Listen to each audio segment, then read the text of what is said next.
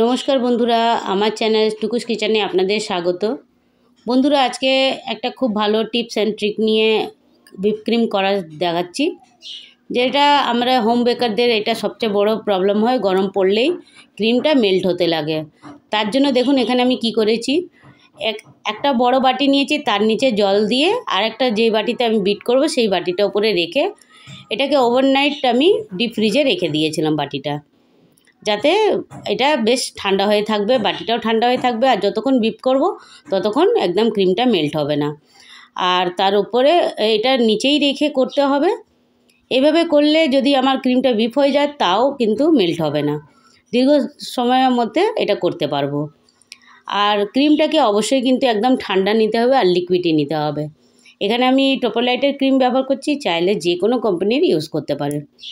এইভাবে করলে দেখবেন ক্রিমটা অনেকক্ষণ সুন্দরভাবে স্টিফ হয়ে থাকে।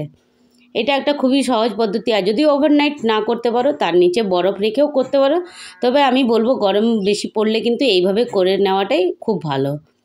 তারপরে এখানে 300 ওয়াটের বিটার নিচ্ছি, সেটা দিয়ে বিট করছি। আর খুব বেশি গরম পড়লে তখন এই যে স্ট্যান্ডটা রয়েছে বিটারের, সেটাকেও খুলে ওটাকেও ফ্রিজে রেখে দিতে পারো।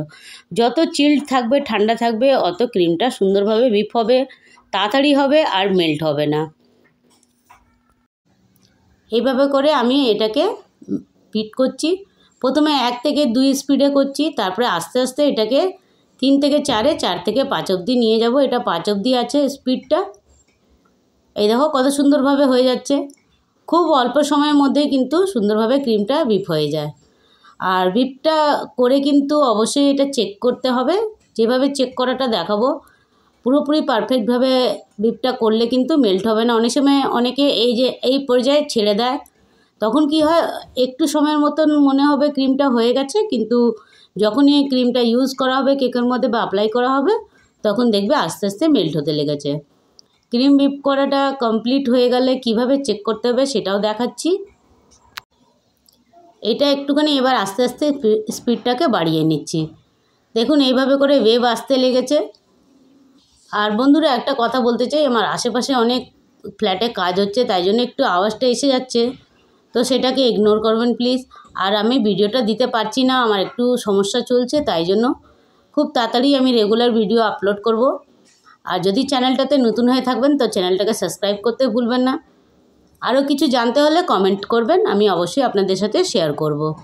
এই দেখুন এইভাবে করে টুথপিকের মতন হলো না, দেখলেন পিকটা পড়ে গেল, তার মানে ক্রিমটা এখনও বাকি আছে। এই দেখুন এবার দেখাচ্ছি যেটা, সেটা কিভাবে চেক করবে যে হয়েছে কিনা। দেখুন ক্রিমটা কত সুন্দর স্ট্যান্ডের মতন একদম স্টিফ হয়ে রয়েছে। আর যখন এই যে তুলছি, কিরমভাবে টুথপিকের মতন হয়ে আসছে, তার মানে পুরোপুরি পারফেক্ট ক্রিমটা আমার রেডি হয়ে গেছে। এইভাবে করে একদিন রেখেও দিতে পারেন, পরের দিনও ইউজ করতে পারেন, কোনো অসুবিধা হবে না। এই ভিডিওটা যদি আপনাদের ভালো লেগে থাকে তো অবশ্যই একটা লাইক দিয়ে শেয়ার করতে ভুলবেন না। ভিডিওটা দেখার জন্য অনেক অনেক ধন্যবাদ। তাহলে দেখা হচ্ছে আবার নেক্সট কোনো রেসিপি নিয়ে। ধন্যবাদ।